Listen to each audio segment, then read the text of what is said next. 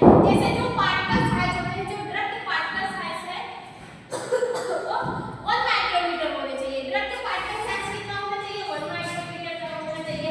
आप ये क्लोरीन होना चाहिए। आप ये उसका क्या होना है? क्लोरीन मतलब कितना लिखा होना चाहिए। ठीक है। Required sensitivity for use, suspension को यूज करने से पहले उसका चेक करना बहुत जरूरी होता है। थर्मोडायनामिकली अनस्टेबल सिस्टम, जो सस्पेंशन होता है वो थर्मोडायनामिकली अनस्टेबल होता है। मींस कि ये हीट टेंपरेचर पर, हीट कंडीशन पर, आग या हीट में ये क्या हो जाता है? अनस्टेबल हो जाता है, जिसको सिर्फ रूम टेंपरेचर पर ही स्टोर करना चाहिए। अगर हीट पे इसका स्टोरेज है तो अनस्टेबल रहेगा। टाइप्स ऑफ सस्पेंशन, सस्पेंशन हमारे बेसिकली ओरल सस्पेंशन भी होते हैं, सिरप वगैरह, ठीक है। पैरेंटल सस्पेंशन भी होते हैं। आपको एक इंजेक्शन जो आता है, पैरेंटल मतलब होता है इंजेक्शन, आपको एक इंजेक्शन दिया जाएगा वो भी क्या होते हैं? सस्पेंशन होते हैं। पहले जो पाउडर होता है उसमें वाटर को मिलाकर उसको पूरी तरह से मिक्स किया जाता है, कम से कम 10-5 मिनट तक उसको क्या किया जाता है? मिक्स किया जाता है। मिक्स करने के बाद फिर जाके उस सस्पेंशन को दिया जाता है। तो हमारे पैरेंटल सस्पेंशन भी होते हैं और कुछ टॉपिकल सस्पेंशन भी होते हैं। आप कोई भी टॉपिकल क्रीम वगैरह लीजिए ना, उसमें आप देखेंगे कि जब उसको निकालेंगे तो उसको देखेंगे कि उसमें कुछ खुरदुरा सा लगता है, ठीक है। उसमें क्या प्रेजेंस होता है? उसमें हमारे सॉलिड डोजेज फॉर्म प्रेजेंस होते हैं। उसको क्या करना होता है? अप्लाई करना होता है। तो आप देखेंगे उसमें छोटे छोटे से खुरदुरे होते हैं, वही क्या होते हैं? एक्टिव ड्रग होते हैं। उसको ऐसे ऐसे स्टेप करते करते करते वो धीरे धीरे डिसअपियर हो जाते हैं, गिरा हो जाते हैं, ठीक है। बात समझ में आया? फिर इसके बाद आपका क्या है? Pre formation study of suspension. Suspension को बनाने से पहले प्री फार्मेशन की स्टडी भी होती है। प्री फार्मेशन क्या होता है? प्री फार्मेशन एक टाइप की स्टडी होती है जिसमें हम लोग किसी भी फार्मूला को बनाने से पहले, किसी भी डोजेज फॉर्म को बनाने से पहले करते हैं। इसमें हम लोग जो डोजेज फॉर्म बना रहे हैं उसके स्टेबिलिटी को चेक करते हैं, उसके रिजर्वेशन पावर को चेक करते हैं, डिसइंटीग्रेटिंग को चेक करते हैं, उसके सॉल्वेंटी, बायोअवेलेबिलिटी सबको क्या करते हैं? चेक करते हैं। देखिए इसमें जो होता है प्री फार्मेशन ऑफ सस्पेंशन में, इसमें सिर्फ सस्पेंशन की स्टडी की जाती है। सस्पेंशन को बनाने से पहले क्या क्या देखा जाता है? पार्टिकल साइज से। सबसे पहले क्या देखा जाता है? पार्टिकल साइज से। अब देखो पार्टिकल साइज बहुत ज्यादा बड़ा रहेगा तो बहुत ज्यादा डिजॉल्व होगा। जैसे मान लीजिए ये हमारा लिक्विड फेज है, ठीक है। ये हमारा क्या है?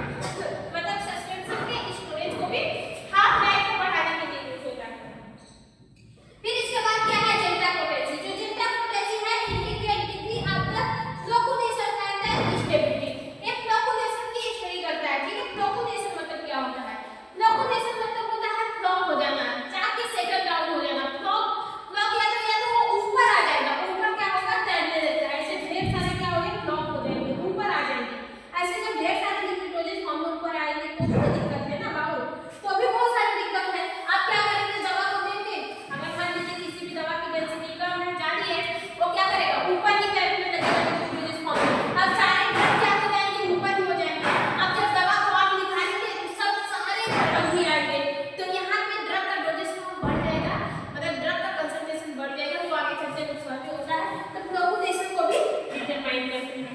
ड्रग एक्सिपिएंट कंपैटिबिलिटी, और ये देखते हैं कि जो एक्सिपिएंट जो मतलब कि एक किसी भी दवा को बनाने के लिए ड्रग एक्सिपिएंट की जरूरत होती है, इसमें हम ये देखते हैं कि ड्रग एक्सिपिएंट जो सस्पेंशन में यूज हुए हैं वो आपस में मिलकर कोई भी रिएक्शन तो नहीं कर रहे हैं, कोई कंपैटिबिलिटी नहीं हो रही है, in short no chemical interaction with suspending agent. इसमें ये इंश्योर किया जाता है जो हमारे ड्रग है वो सस्पेंडिंग एजेंट्स के साथ किसी भी टाइप का कोई रिएक्शन तो नहीं कर रहे हैं। ये सारा होता है जिसमें प्री फार्मेशन में। जब आप प्री फार्मेशन सस्पेंशन को बनाने से पहले इसकी स्टडी की जाती है, याद रखिएगा। फिर सस्पेंशन जब बन जाता है तो उसका क्या किया जाता है, इवैल्यूएशन किया जाता है। इवैल्यूएशन में भी कुछ पैरामीटर होते हैं जो याद रखना होता है। ठीक है, बात समझ में आया? तो अब क्या देखते हैं, अब हमारी आगे की टॉपिक क्या है, कंपोनेंट ऑफ सस्पेंशन। कौन सी टॉपिक है, कंपोनेंट ऑफ सस्पेंशन। तो सस्पेंशन के कंपोनेंट क्या क्या होते हैं, एक pharmaceutical suspension consist of the following components. जो हमारा फार्मास्यूटिकल कंपोनेंट सस्पेंशन होता है वो फॉलोइंग कंपोनेंट से क्या होता है, कंसिस्ट होता है। यहां से लेके यहां तक है। ठीक है, क्या क्या है, सबसे पहले डिस्पर्जिंग फेज। डिस्पर्जिंग फेज जो डिस्पर्ज करता है, एक आपका सॉलिड फेज होता है, एक आपका लिक्विड फेज होता है। आपको पता है बाइफेजिक प्रोसेस फॉर्म होते हैं, कौन बाइफेजिक प्रोसेस फॉर्म होते हैं हमारे सस्पेंशन। इसमें एक आपका होता है लिक्विड फेज, ठीक है, एक आपका होता है सॉलिड फेज। ये आपका होता है लिक्विड, एक आपका क्या कौन सा होता है, सॉलिड फेज। तो जो ये लिक्विड फेज होते हैं वो सॉलिड फेज में ना, जो ये सॉलिड फेज होते हैं वो लिक्विड फेज में क्या होते हैं, डिस्पर्ज रहते हैं। वो क्या होते हैं, लिक्विड फेज में ऐसे फैले रहते हैं, ये पूरी तरह से डिसॉल्व नहीं होते हैं, लेकिन क्या होते हैं, इसमें फैले रहते हैं। तो वही हो रहा है कि जो डिस्पर्जिंग फेज जो होता है, इसमें जो ड्रग लेंगे, ड्रग पार्टिकल्स जो लेंगे वो इनसॉल्युबल होने चाहिए। ठीक है, इनसॉल्युबल सॉलिड होने चाहिए, मतलब एक पुअरली सॉल्युबल होना चाहिए। ठीक है, प्रोवाइड थेरेप्यूटिक इफेक्ट, और वो क्या हो, जो ड्रग आप दे रहे हैं वो पुअरली सॉल्युबल होना चाहिए और उसके पास थेरेप्यूटिक इफेक्ट भी होना चाहिए। ठीक है, फिर डिस्पर्जिंग मीडिया, जिसमें हमारा ड्रग डिसॉल्व हो रहा है उसको क्या बोलते हैं, जिसमें हमारा ड्रग डिस्पर्ज होता है, फैला हुआ होता है, उसको क्या बोलते हैं, डिस्पर्जिंग मीडिया। डिस्पर्जिंग मीडिया यहाँ पे हमारा क्या होगा, लिक्विड होगा, क्योंकि लिक्विड में ही हमारे सॉलिड पार्टिकल्स क्या है, डिस्पर्ज है। ठीक है, तो डिस्पर्जिंग मीडिया केमिकल्स, इसको केमिकल्स के नाम से जाना जाता है। क्या क्या होते हैं, यूजली प्यूरिफाइड वाटर हो सकते हैं, कैरीड और डिस्पर्स फेज पार्टिकल, ये कैरी कर रहा है डिस्पर्स फेज पार्टिकल्स को। फिर इसके बाद सस्पेंडिंग एजेंट होता है। सस्पेंडिंग एजेंट जो होता है, रिड्यूस सेडिमेंटेशन रेट। जो सस्पेंडिंग एजेंट होता है वो सेडिमेंटेशन रेट को रिड्यूस करता है। सेडिमेंटेशन क्या होते हैं, जैसे अब क्या है, ये हमारा लिक्विड है ना, अभी हमने क्या बोला कि इसमें हमारे क्या है, सॉलिड पार्टिकल्स डिस्पर्ज है, ये सॉलिड पार्टिकल हमारे क्या है, फैले हुए हैं। अब यही सॉलिड पार्टिकल्स हमारे एक समय पे आके क्या होंगे, नीचे नीचे ऐसे ढेर सारे बैठ जाएंगे, सेटल डाउन हो जाएंगे। तो उसी सेटल डाउन में ये हमारे सॉलिड पार्टिकल आसानी से सेटल डाउन ना हो जाए, उसी सेटल डाउन को रिड्यूस करने के लिए किसका यूज होता है, सेडिमेंटेशन का होता है।